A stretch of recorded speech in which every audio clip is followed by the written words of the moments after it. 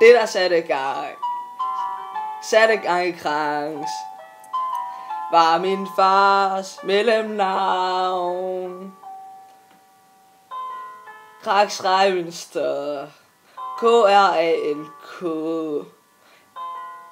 S-C-H-R-E-I M-U med umlauf N-S-T-R ja, Krangs Reimenstor. Ja, Krangs Reimenstor. Efter vi lavede Nick og Jay sangen, fik Niklas Brøndsted Vesterlund Nielsen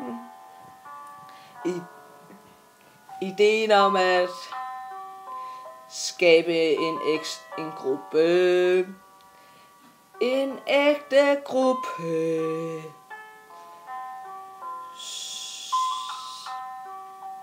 som blev til Krangs. Ja, Krangs Reimenstor.